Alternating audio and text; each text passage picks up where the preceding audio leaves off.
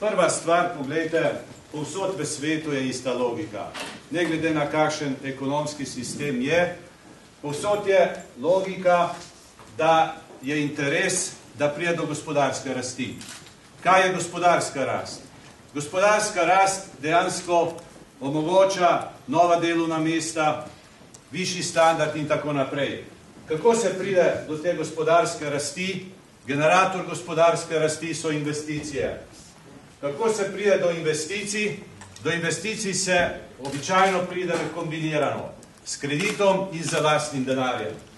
To je pravzaprav ta črta, ki jo povsod priznavajo, ki jo povsod zasledujejo in seveda o kateri se danes največ govori.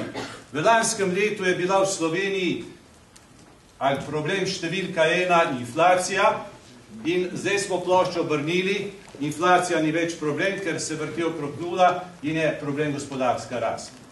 In pravzaprav kredit. Če hočete to situacijo razumeti, potem je treba pogledati v bistvo, kje smo, kakšne so številke in kaj zmoremo. In dovolite mi, da vam narišem ta bilančni križ, ker samo številke pripovedujejo.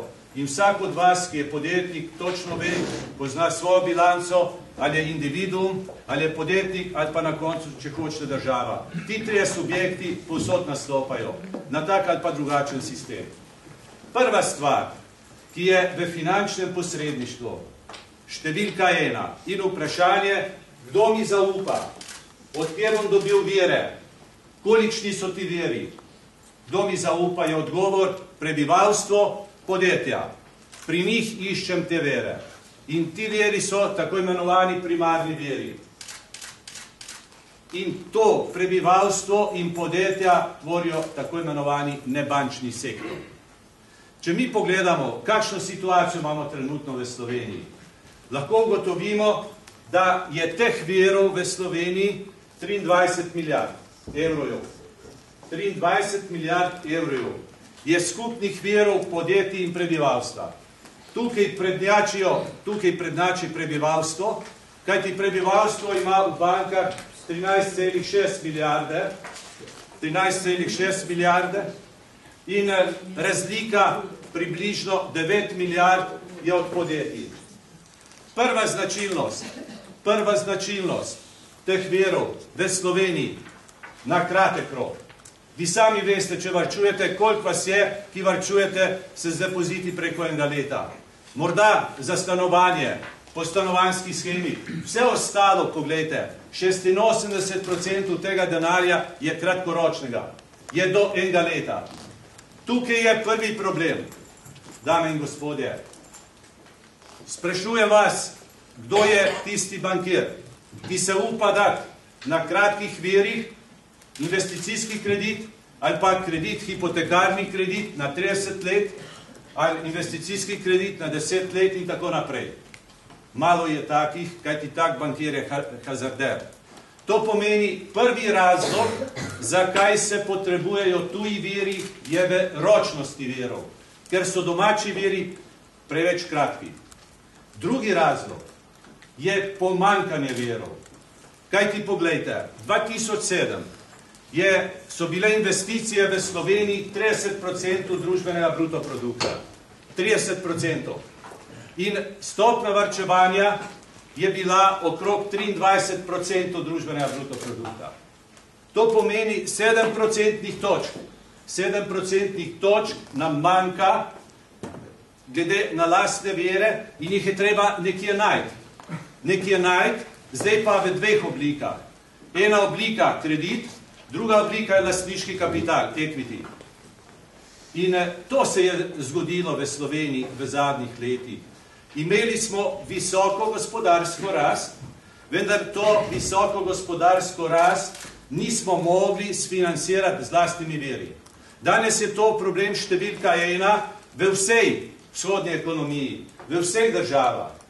Ker če mi na eni strani vemo, da je danes v bankah približno 23 milijard tako imenovanih primarnih virov, se zastavi vprašanje, koliko je pa potem kreditov.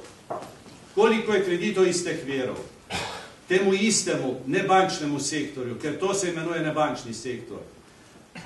Kreditov podjetjem je približno 20,5 milijarde, 20,5 jaz govorim o domačih bankah, 20,5 milijarde in kreditov prebivalstvu je 7,7 milijarde.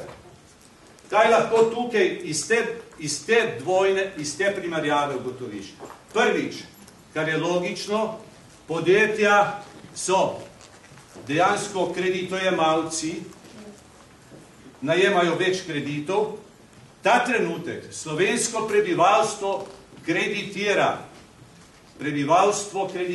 gospodarstvo. Kajti dolg prebivalstva je 7,7 milijard, depoziti prebivalstva so pa 13,6 milijard. To se pravi, hvala Bogu, da je tukaj pozitivni saldo, ki se uporablja dejansko za financiranje gospodarstva. Če se pogleda zdaj tisto, kar je danes aktualno, kar je tudi minister govoril, Vizjak, namreč kreditni krč. Kje je kreditni krč? Pa zakaj? Prva stvar, pogledajte, v teh 20 milijardah, dobrih 20 milijardah financiranja gospodarstva. Če pogledamo strukturo, koliko je kratkoročnih kreditov, koliko dolgoročnih. Kratkoročnih kreditov 37%. In kaj je sedanji trenutek? Sedanji trenutek je tisti, ki zaradi spremenjenih okoliščin na svetovnem trgu, kaj sili? Sili k temu, da se kratkoročni krediti spreminjajo v srednjeročne in dolgoročne. Če nimam povpraševanja, če nimam novih kupcev in tako naprej, nimam pritoka in grem v banko in prosim banko, da mi spremeni kratkoročen kredit v dolgoročnega. Če se pogleda schema garancijska, v garancijski schemi je sem 20% sredstev oziroma exposurja namenjenega možnemu podaljševanju kratkoročnih in dolgoročnih kredite. Torej, temeljno vprašanje je, odkje pa smo mi sfinancirali tako rast? Če je domačih virov premalo, odgovor je jasen iz tujine. 16 milijard evrov.